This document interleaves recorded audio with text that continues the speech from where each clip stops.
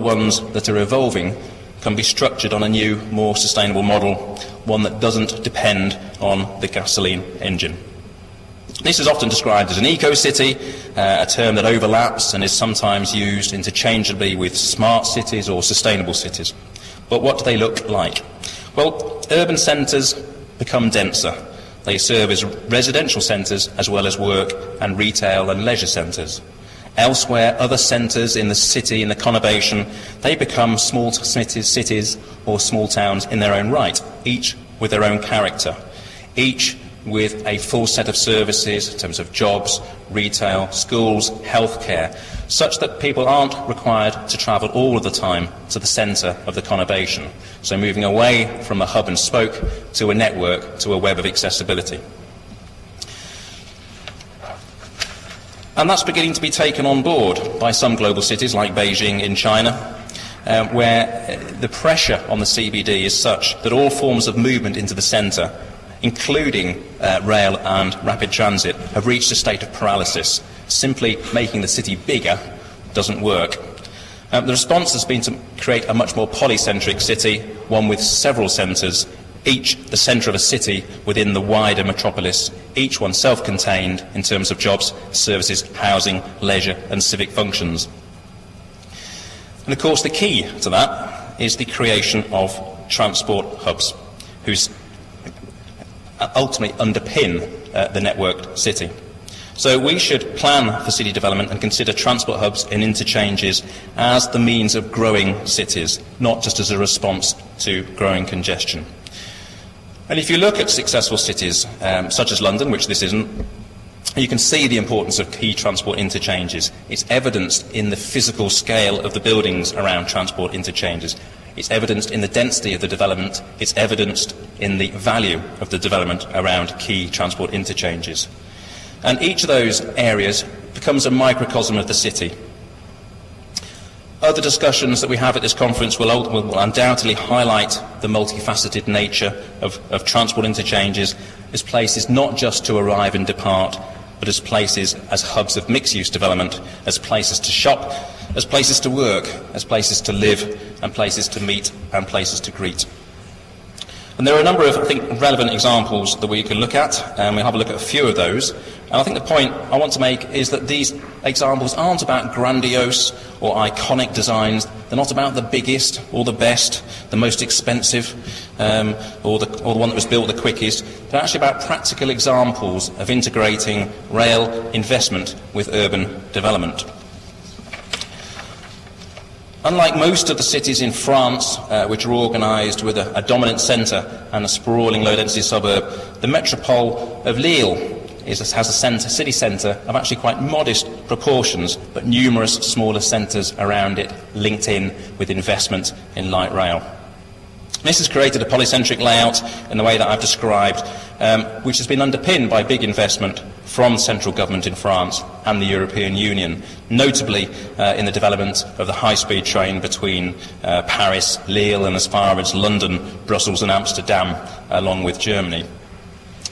And the recognised benefit, such is the benefit of securing that transport interchange, that cities in northern France competed to have that investment, to have that facility in their city, and Lille was ultimately successful. And it's also helped to underpin a rebirth of tourism in that part of France as well. So it has wide economic benefits.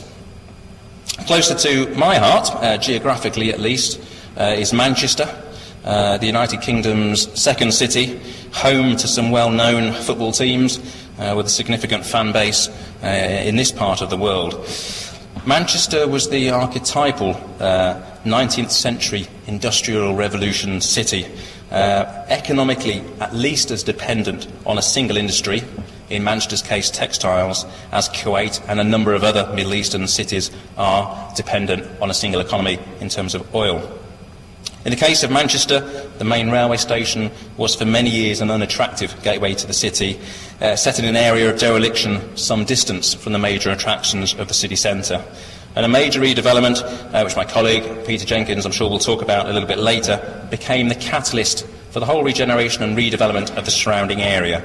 which is now an attractive destination in its own right, with great civic spaces, a shopping centre incorporated into the station itself, and a surrounding district which includes a number of hotels and significant amounts of commercial floor space, with values as high as the offices in the core CBD area. That shift of thinking from railway station to multimodal transport interchange, from arrival departure point to destination in its own right, has in practice extended the city, increasing its capacity for development and economic growth.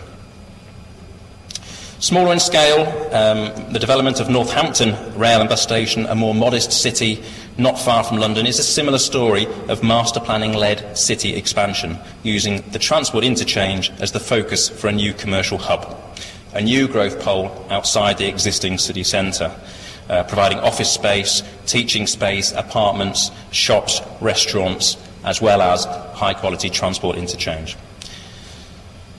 The next example is Vasco da Gama.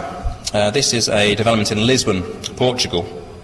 And here the transport interchange, which sits underneath this complex, comprises rail, metro, bus and car interchange. And it became the catalyst for the regeneration of the former docklands on the River Tagus. And the infrastructure investment, including the underground rail lines and the new roads, was delivered very early in the project, together with the public realm. And the reclaimed but largely unused docklands were then used to stage the 1998 Lisbon World Exposition, or Expo. And that event helped to transform the perception of that part of the city, and subsequently it's been fully developed for residential apartment developments, for office developments, for high-quality inward investors and businesses. And today it's a vibrant waterfront district, and with the transport hub initially acting as the catalyst, now acting as the essential infrastructure to make that district work. The last example I'm going to refer to is Palace Quarter, which is in the city of Den Bosch in the Netherlands. And this was a completely new district that you see on the model, which is now entirely completed. And it was built on former industrial lands. And the catalyst again was the investment in the railway station to do some very simple things, like creating the linkage across to the far side of the railway lines. And the town here, the city authorities, worked with two developers, the owners of the land, and they formed a joint venture, and over a period of 8 years have delivered in a series of phases a comprehensive and complete city quarter, which has been a profitable exercise for the developers and for the city authorities themselves. So I'm going to wrap up now with some quick recommendations to tell you what conclusions I would draw from this review of some cities, of their economies, of the role of transport, of the impact of sustainability, and the lessons that we might learn. I think most importantly, we should recognise and value the role of transport interchanges as a catalyst for wider development. That's where my interest really lies.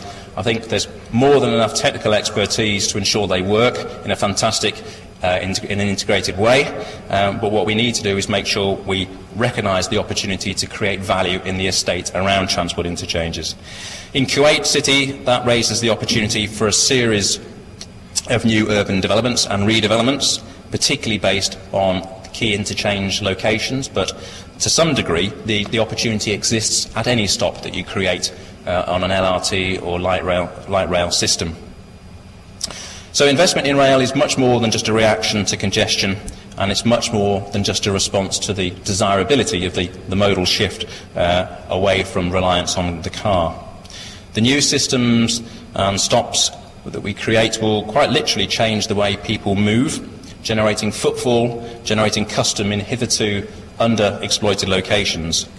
The transport network will change the value map of the city and the way in which the property and business sector operates in Kuwait. This can be captured if you plan in advance, and the development of the city shaped to the benefit of the people of Kuwait and to their economy. So